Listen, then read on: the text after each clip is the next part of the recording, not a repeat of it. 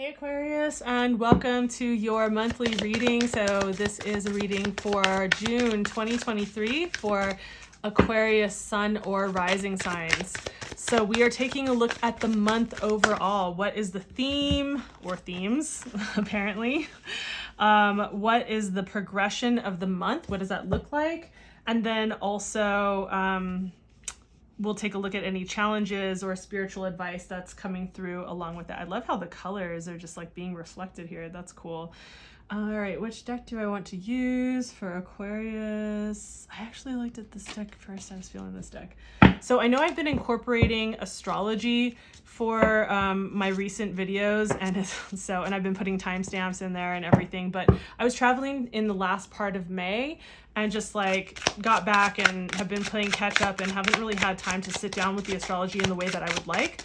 So I'm going to do that in a separate video. I should be putting that out hopefully in the first couple of days of June, and it'll go over the first half of June's astrology.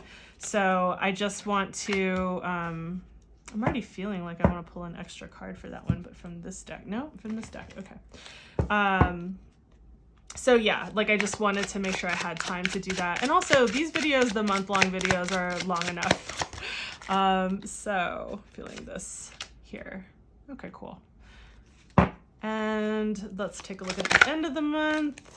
Feeling that there. Okay. And also take a look at what challenges are coming up. I have a bunch of videos that are coming out at the beginning of this, like the first week of June, you guys.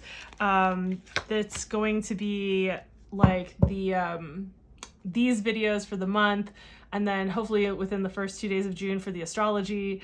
And then I do like kind of bi-weekly-ish videos. And so like right after we start the beginning of the month, like within a few days, we have the full moon. So I do the full moon to the new moon for all signs. So that'll be coming out. So lots of content. So if you're not already subscribed or haven't hit that notification bell, maybe consider it so you don't miss any of the videos as they come out. I was actually feeling 2 cards here for your spiritual advice.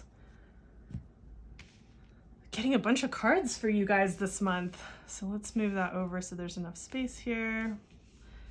And we've got 2 cards coming out here. All right, Aquarius. I'm like, is my camera crooked or are the cards crooked? I think my camera's a little bit crooked. There we go. I swear that doesn't bother anyone but me. So, all right, what do we have going on? We are doing a collective reading. So in order to just kind of help focus where to put our attention, like what themes are coming up, what area of life we can direct this all towards, I've been pulling from my astrological deck, and that seems to be going well. So I'm keeping with that. It's interesting because we have the second house, and we have the Mars card that have both come out. You know, I feel like there's a lot of drive and a lot of energy that is being put into second house kind of themes. And the second house definitely has to do with like how you make money for yourself, like how you utilize your skills to make money, to provide for yourself, your personal resources. So like kind of think of this like your Maslow's hierarchy of needs. You know, like food, shelter, water, all the basics, you know, how you provide for yourself in that way. And then also having to do with, it's associated often with your self-worth as well, because it can be connected often to that. And then we also have like the earthly pleasures are very much attached to this. Like food is definitely a part of like what gets associated with the second house for various reasons. Partly, I think, because Taurus is associated with the second house.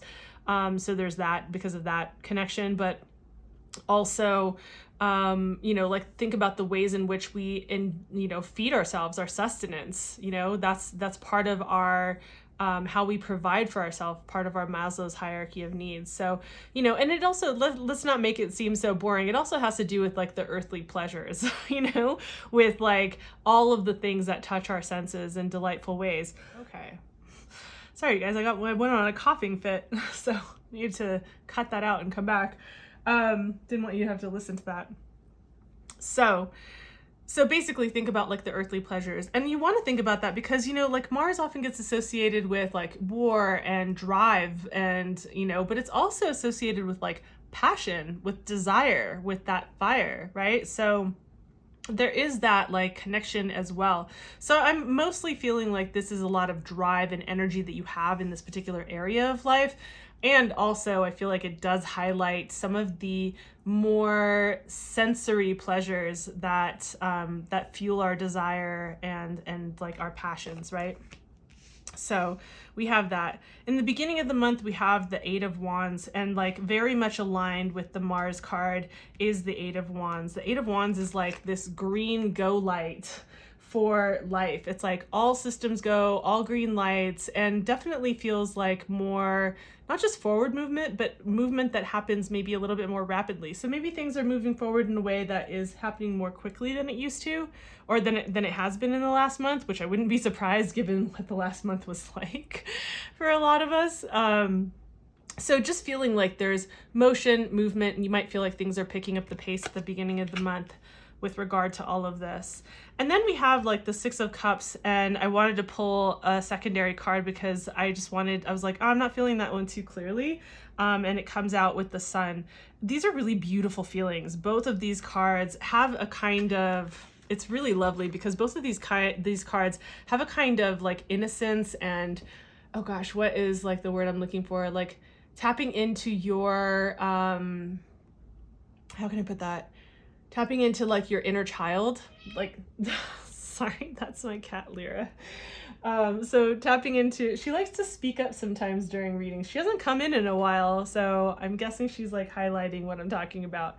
But this is the feeling of tapping into that kind of inner child playfulness, happiness, right? Like the Six of Cups feels like very nostalgic of, you know, when we were kids and we didn't have like all of this responsibility. And the Sun card certainly kind of has that energy as well of just like being playful and out enjoying life and feeling like maybe the responsibilities of the world aren't hindering you and you feel a little bit more free and expressive, right? So, and that might be helping you to have the drive to be able to put into creating what it is that you create. Perhaps this feeds into not necessarily like the resources specifically, but it could be feeding into those pleasures that I was talking about, and also into like bolstering something around self-worth. I mentioned that mainly because I see the Nine of Laurels coming up here, so we're going to connect into that and talk about that as well.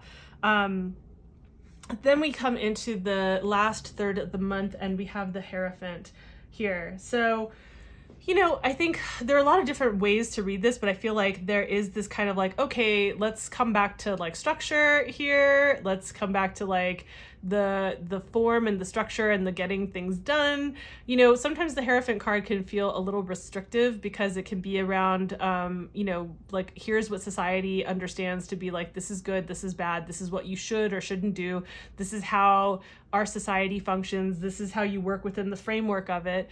And sometimes that can be repressive and feel really stifling, but other times it's like, well, we need some structure. We're not trying to live in a lawless land, right? And so this can be a lot of like, hey, you were all like green light, go, enjoying life and everything like that. That's all good. And also it's time to remember that there is like coming back to a sense of some kind of structure and creating that for yourself. Perhaps you need this in order to figure out like what it is that you want to create. And also one other thing to be said about the Hierophant is this is also like what you want to be committed to as well. You know, I mean, some people see this as a card of learning, or sometimes teaching, like, but learning. And yeah, maybe if you're feeling like that's a part of the how you make your money and skills, perhaps that is actually coming up in this way. So if that feels resonant, and then go ahead and apply it. But I'm feeling more of the, okay, let's like create a structure and like, what do I want to be committed to in terms of like creating this structure that I'm creating, right? And so just kind of coming back to the piece about our value, our sense of personal worth and personal value. That's what the Nine of Laurels is all about. So she is all about her like knowing your worth, knowing your value, having confidence in who you are as a person and standing for that, like standing proudly in it. and being able to hold yourself in that regard and not needing to have that validation come from other people. I'm not saying it's bad to have that or to want that.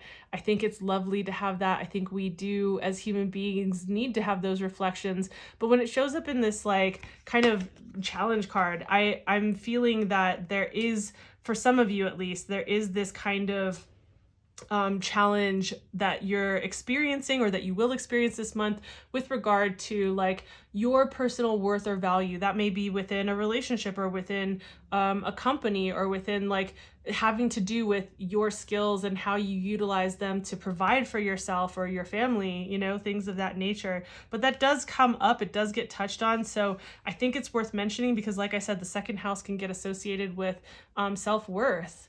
And so I think it's important to point that out, that this is going to be a theme that comes up at some point that's going to get touched on. Now, how big that is, I don't know, but it is going to be something that comes up.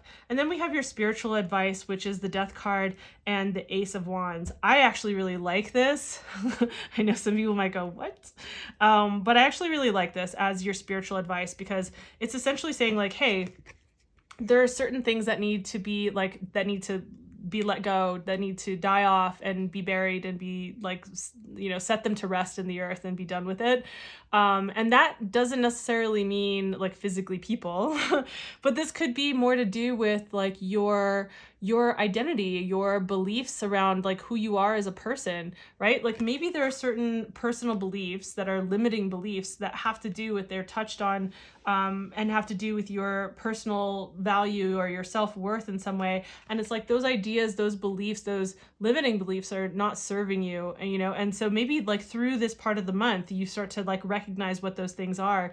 And then you recognize like, okay, so what goes and what stays? What am I committed to? What needs to go? What needs to die off? And release those things so you can free up energy for yourself to move forward in your life. And I also really love that with that card comes the Ace of Wands. I almost feel like it goes in succession, like you do this to have this, right? Which is the Ace of Wands. I really love the depiction of the Ace of Wands here. The Ace of, like all of the aces, I actually feel are like this assistance that you're getting from some kind of like, we could call it ethereal or cosmic force, you know, whatever you believe in, like your guides or the universe or deities or whatever. But getting some assistance and like essentially being handed this staff, this fiery staff. I love how like, look at the correlation here. I love when this happens across different decks, but look at this, like, and this is not like a typical, like how this is typically drawn, you know, for the cards, for the Ace of Wands. So I just love that this is kind of like, look at the symbology that's coming through and even the colors being very similar. Like when things like that happen, I feel like there's a highlight or there's a message that's there. So for some of you, I feel like that's definitely a message that's there for you, right? So the Ace of Wands is like, it's like being handed the wand, like a staff, a fiery staff of creation, of creativity, of passion, of like the spark of life. It can be very flirtatious, by the way, but like this spark of life, this spark of creativity, this drive to burst forward into life, you know? And so like, I think in terms of advice, like I think it's like you do this to have this, but I also think that this is about like you recognizing what makes you feel this way, right? And I think that oftentimes we can discover what that feels like when we're in a state of playfulness, when we allow ourselves to remember what it feels like to be unencumbered by the adult responsibilities that weigh heavy on us, to go back into our world and feel nostalgic. This could very well be like an ex or like a friend from the past or an acquaintance or someone that you know from the past coming through to remind you of what this feels like, this whole vibe, right? But also sometimes I think it's like, we need that to remember what it's like to feel passionate about something when we move forward, when we have that drive, right? Think about when you have the drive to actually move forward towards something, the spark that you feel. Like if it's about a person, right? It's like that butterfly feeling, or like when it's a project or something you want to learn or something that you want to like create, right? In this world, like the artistic feeling the rush of inspiration, that's this card, right? And it's important, I think, for us to remember what we feel passionate about and to move passionately towards those things, right? And so I feel like this is definitely coming through in this energy. So I hope this was helpful, Aquarius, and I hope that your month flows really beautifully. I'm super curious. I definitely want to check in with a couple of my Aquarian friends and find out how they're feeling about this reading. If this feels resonant, if you got some insight from it, please consider giving the video a like. It does help as I'm building this channel. For those of you who have subscribed and liked recently, thank you so much for doing that. I appreciate it as I'm growing this channel. So thank you for your time. I will see you in the next video. Bye.